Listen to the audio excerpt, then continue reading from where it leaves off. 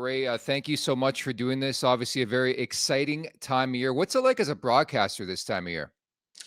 We wait, and you can't really do any prep yet because I think I'm starting on Sunday. I think I'm going to be in the East, but maybe not.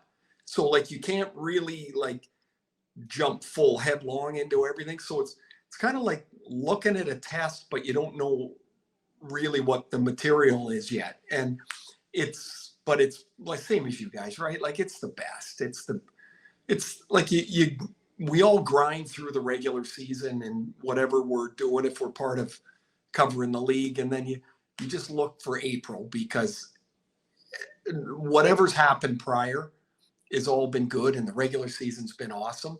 But I can't wait for this to start. Like this is the best. Without question, it is an exciting time of year, and obviously Leafs Nation is no exception. Wanted to ask you, Ray, obviously you know the history of the Toronto Maple Leafs, what's happened, what hasn't happened. Do you think that this team has shored up some of the deficiencies that they've had as far as being a playoff hockey team?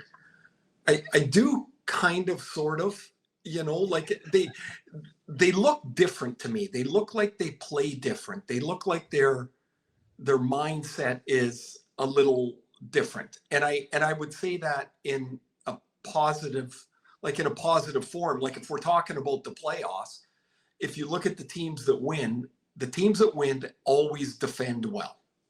It doesn't, this is wrong to say, but it doesn't particularly matter how much you score.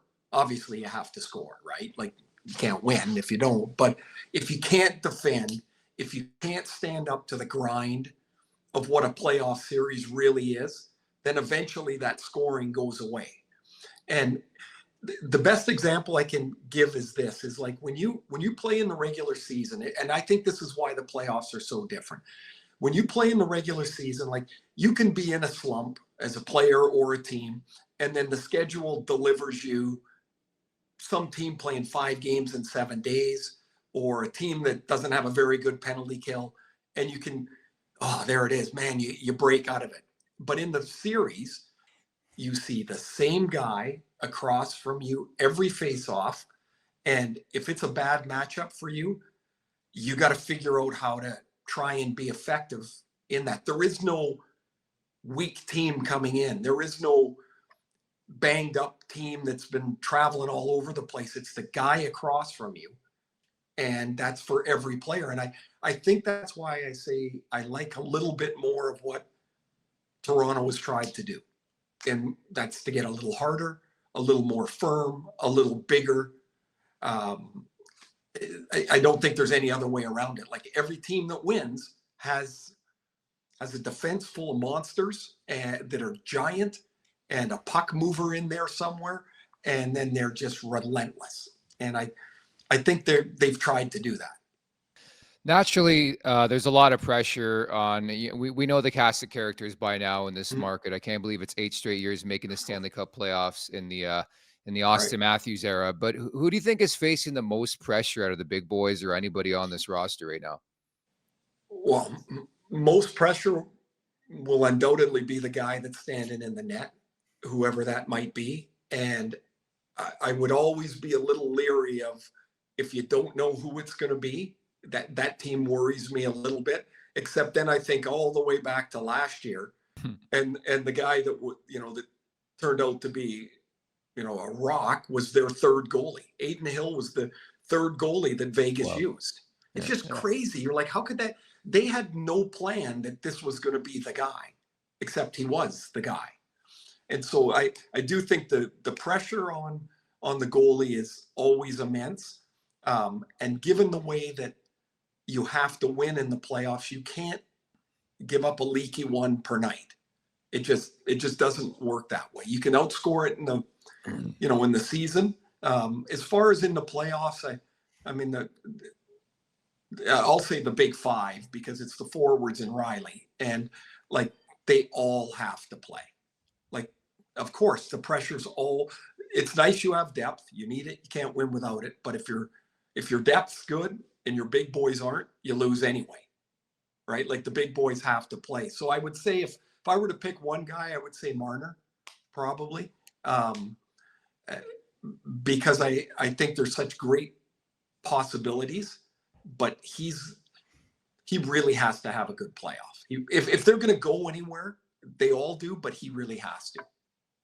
Speaking of the big boys, Ray, they have spread the lines out a little bit in their firepower from, some chemistry there with Bertuzzi, Domi, and Matthews, and some different players, and they've spread kind of their firepower out throughout the lineup. Do you like that strategy, or do you think they should kind of bolden up one line with a few of those guys? No, I like it to start. I think it's a great plan, but lots of plans end up in the trash can, 2 games into a series. Like if you've got Nylander on your third line, I guess, and he's playing with Holmberg and he never has the puck, well, then you're taking half of Nylander's toolbox and throwing it into the street. Like it can't, as much as that, the Bertuzzi Domi line with Matthews that, kind of came together as oh geez, Marner's hurt, we've got to put a new line together. And then it's been so good. That's awesome. Yeah. But you can't have Nylander being a sometimes participant offensively.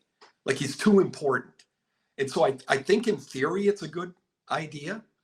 The challenge really becomes if you end up playing a team like Florida, who are just relentless line after line after line, you do need a deep team because you've got to match them line for line. Yeah.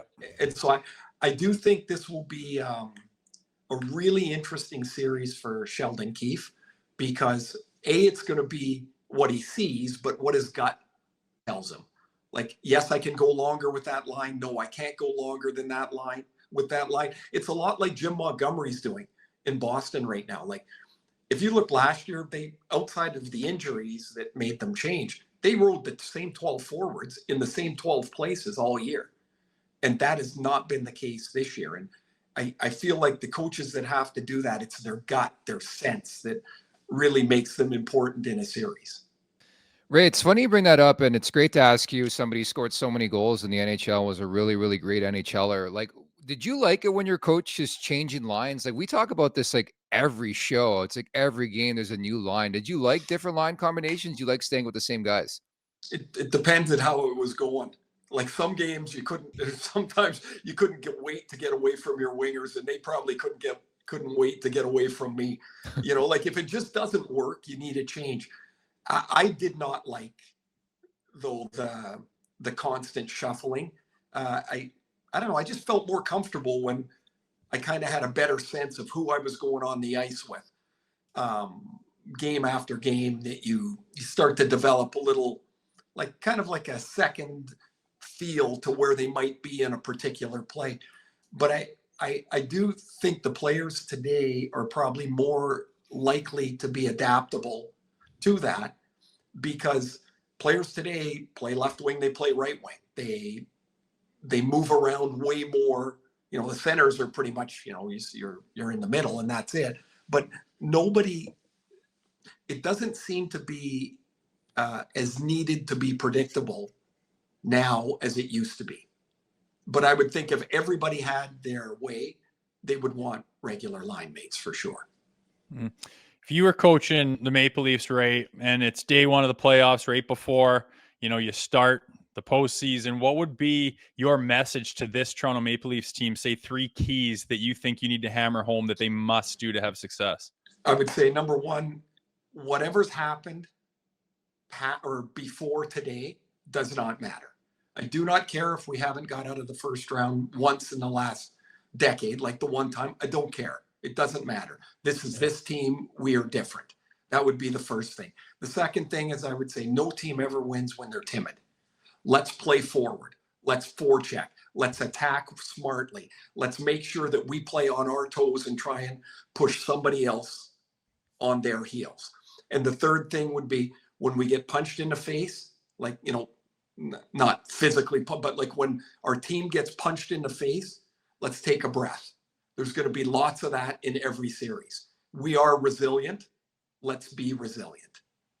And I think those are things that really matter, because there is going to be a time and they're going to give up 3 goals in 5 minutes, and it's going to be on the road, and the building is going to be just going wild, and you can't lose it. You can't lose the scene then. Just let's relax. Let's figure out what do we have to do on the next shift. Let's get through that shift. Let's stack another shift on top of it. There is no easy road to any Stanley Cup. There's no easy road to most series wins. Never mind 4 wins, like 4 series wins. Every series has like a, where you just can't believe how bad it's going. And then you go back to the hotel after the game and you have your meal and you're like, yeah, it's 1 game. You can't let it get out of hand on you. And I think in Toronto, among other places, I think New York Rangers are another, is they start wearing the heaviness of what's happened before them. And it doesn't have anything to do with them. And there's going to be adversity. I like that you brought that up. It reminds me of, I think, Game 4 last year in round 1 against Tampa. The Leafs were down 4-1. They stormed back. I think Kerfoot won it, and the rest was history for round 1. So it's bouts of adversity, and you got to push through. That's for sure. But you touched on Sheldon Keefe. How much pressure do you think he's facing this time here? I mean, coaches are dealing with it, players, everybody, especially in this market. Do you think his job could potentially be on the line? And along those lines, like, how would you quantify like a strong postseason showing for the Maple Leafs? So they have to win X amount of rounds. Is it all about progress? Is it all about the process? Well, this is why I don't think one shoe fits all the time.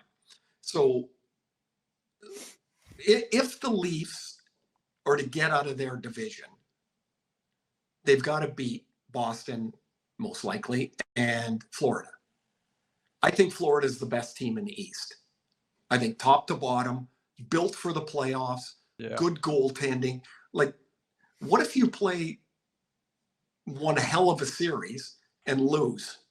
Like, does that mean the coach has to go? I think that's really, I don't know what fairness matters. I think it's unfair, and I think it's short-sighted.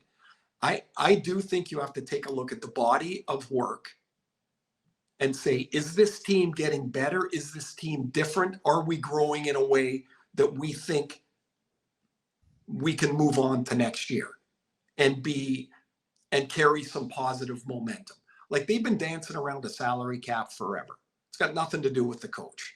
You can only coach the guys you have sitting in front of you. You know why coaches walk up and down the bench, I think? It's because they're always looking for new guys. They're like, is there anyone else that can save me here? And the answer is nope. You got those 18 guys that are there. That's all you got. So to say what's a good playoff, I think you'll know it if you see it. Yeah. Like it'll just look right. The chances of winning the Stanley Cup are small for every team. Last year, Boston has the greatest regular season in, I don't know how long, all time, I think, right? All time. And they were done in 10 days. Have a great summer. Right? Like it can happen. And so Keith's in a funny spot though, because that just the relentless focus and pressure that they have to deal with, I think makes it feel more sometimes than it is. I will say this, like his quote this past week about, the distraction of 70 goals. Like, why make it harder on yourself? Is that, what's a distraction?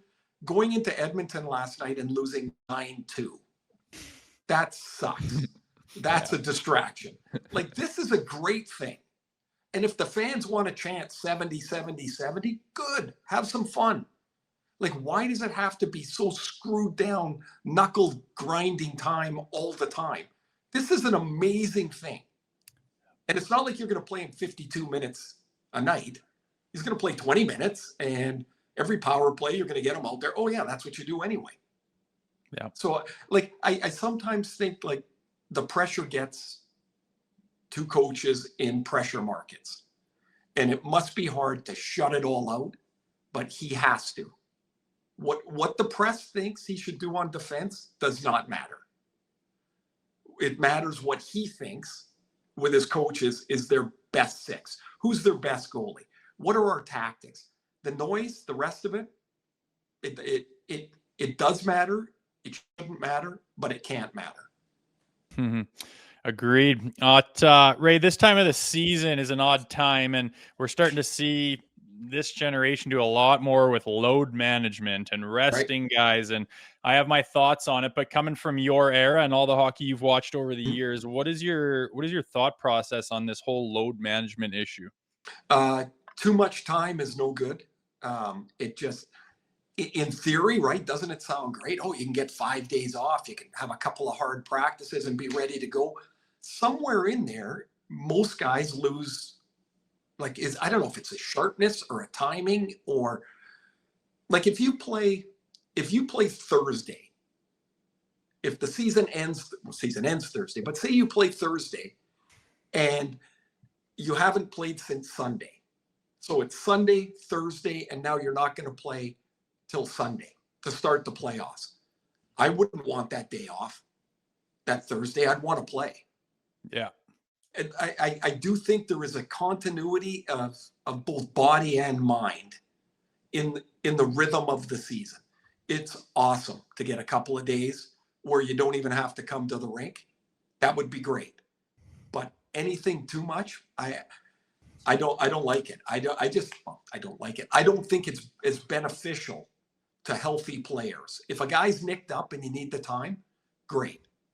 Right? Like that, great. You got some time. But I think the rhythm matters. I wouldn't want 5-6 days without playing. Well, Ray, we're absolutely jacked. I can't believe the Stanley Cup playoffs are here. Another ride at this thing for the Toronto Maple Leafs. We'll see if they can get the job done. Thank you so much for this. All the best, guys. Great to chat. Make sure to check out more of our content right here on the Leafs Nation YouTube page. We got long form interviews, we got clips, we got epic rants by Jay Rosehill. We simply have it all. And don't forget, you can find out much more at theleafsnation.com. Thanks so much for watching.